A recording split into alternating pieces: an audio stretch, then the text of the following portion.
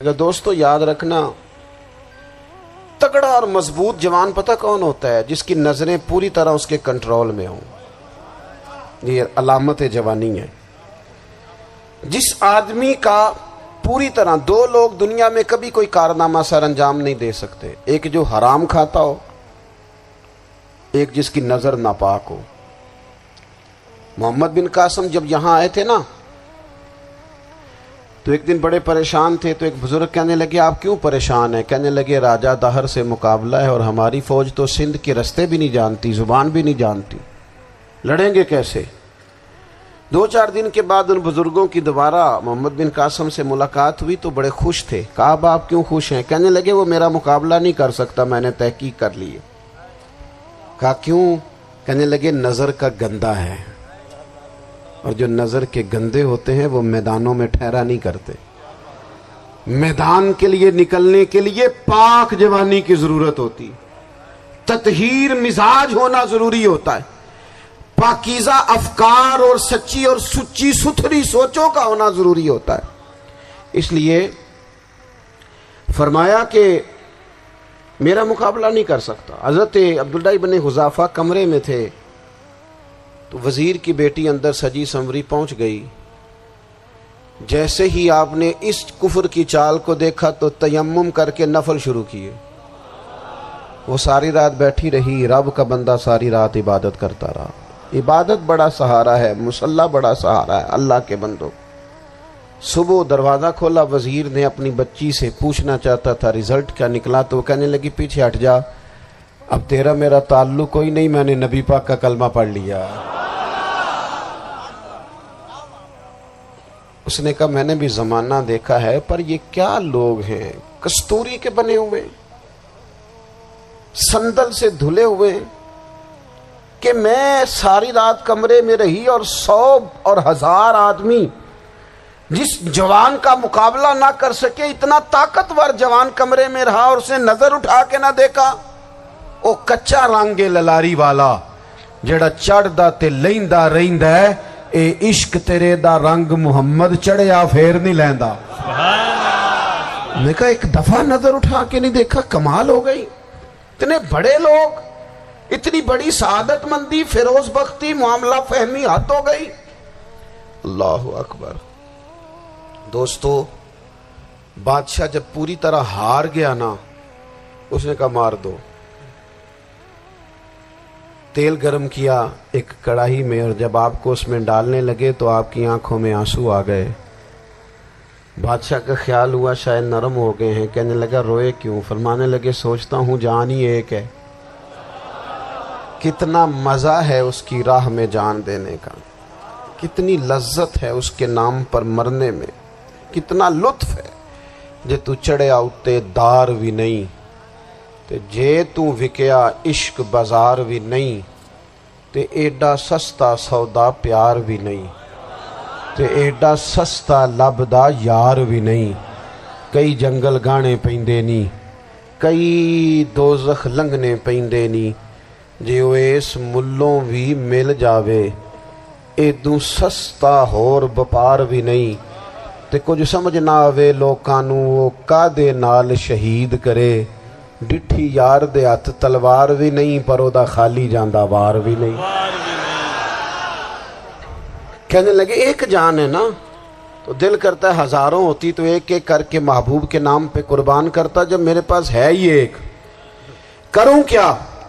حضرت عبداللہ ابن حذافہ رضی اللہ تعالیٰ عنہ جب روئے اور بادشاہ نے یہ بات سنی، تو بادشاہ اٹھ کے کھڑا ہو گیا، سارے وزیروں مشیروں کو کہنے لگا تم نے کہا تھا نا بندہ ضائع کرنے والا نہیں، یہ بھی ضائع کرنے والا نہیں۔ کہنے لگا میرا ماتھا چومو، تم جیسے لوگوں کو قتل نہیں کرنا چاہیے، آزاد کرنا چاہیے۔ عزیز اپنی زندگی سے نا یہ بہت زیادہ ہرس، ہوس، طمع، اور یہ کسی بات کی بھی ہو، ہرس صرف پیسوں کی نہیں ہوتی ہے، شہرت کی بھی ہوتی ہے، یہ بیماری انسان کو اقتدار کی بھی ہوتی ہے، تعریف کی بھی بیماری ہوتی ہے، یہ سارے نقص ہوتے ہیں لوگوں کو، اور معاذ اللہ بعض جبوں کبوں کے اندر بھی ہوتے ہیں، وہاں بھی پنپتے ہیں۔ اپنی زندگی جب تک اس سادگی میں نہیں لاؤ گے جو رسول پاک نے عطا فرمائی ہے، جب لوگ آسانیوں میں پوری طرح الجھ گئے تو پھر وہ دور ہوئے اور کفر چڑھ گیا۔ دوسری بات، اللہ کے محبوب صلی اللہ تعالی علیہ وسلم کی محبت ہم سے تقاضا کرتی ہے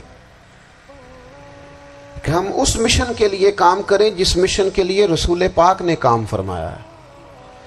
ہم سارے کام بڑی مضبوطی سے، سوچ سمجھ کے، تدبر سے، حکمت سے، تقاضوں کو مد نظر رکھتے ہوئے کرتے ہیں سارے کام۔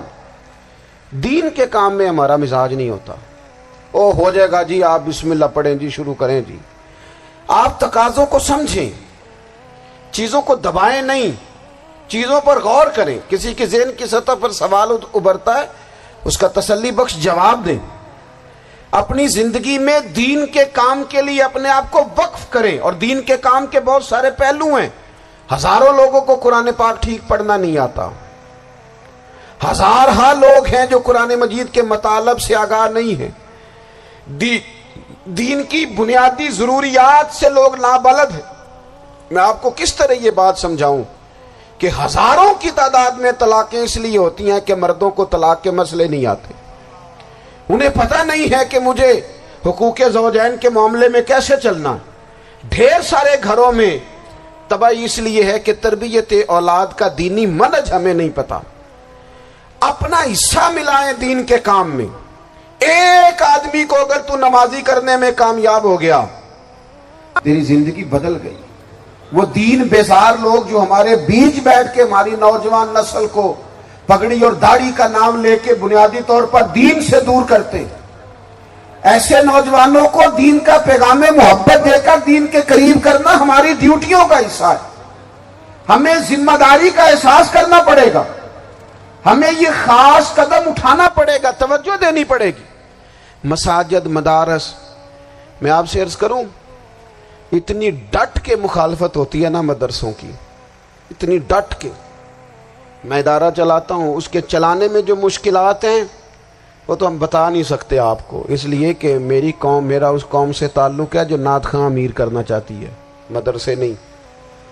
ہاں، نقیب خطیب پیدا کرنا چاہتی ہے، شعر و شاعری کی زندگی کو پروان چڑھانا چاہتی ہے۔ فقط ہمارا ان لوگوں سے تعلق ہے جو لاکھوں کروڑوں روپیہ محافل پہ لگائیں گے، اور قاری صاحب بیچارے اگر مسجد کا کوئی ہونے والا کام کسی وقت بتا دیں گے تو وہ بڑی مشکل آ جائے گی ان کے لیے۔ یہ کیسے ہو سکتا ہے، آپ نے یہ ڈیوٹی بتا دی؟ مدارس، اور جتنا اہم رول دین کو پھیلانے میں مدارس اسلامیہ کا ہے، اتنی زبردست۔ لوگوں کا خیال ہوتا ہے میری طرح کے لوگ شاید کام کرتے ہیں، ڈیوٹی کرتے ہیں۔ یہ 10-15 لوگ آپ کو نظر آتے ہیں جو آپ کو کہیں میڈیا پر یا ادھر ادھر ڈیوٹی کرتے، مخلص لوگ اپنی جگہ پہ، وہ بھی بڑا ہی کام کر رہے ہیں، جو میڈیا پہ آ کے بھی اخلاص سے اور درد دل سے کو دین کی، ان کی بھی کسی بات کی حوصلہ شکنی نہیں۔ لیکن ہزارہ اساتذہ جو مدارس میں بیٹھ کے پڑھاتے ہیں، جنہوں نے وہ سارے لوگ تیار، آپ سمجھ نہیں سکتے کتنا بڑا کام۔ حفظ کا استاد جو ہوتا ہے نا، اس کی ڈیوٹی 24 گھنٹے ہوتی ہے، فجر سے پہلے، اور اس نے بچوں کو اٹھانا ہے۔ تنخواہ تو ہم انہیں دینا نہیں نہ چاہتے جی، تنخواہ نہیں دے دی انہوں نے، ہمیں مولوی امیر نہ ہو جانا۔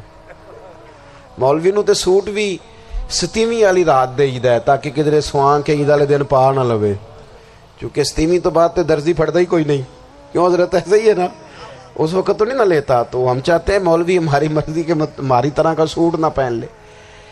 مدارس کی مضبوطی، آپ یہ دیکھ لیں، یہ صلاح الدین ایوبی کا تعلق بھلا کس چیز سے تھا؟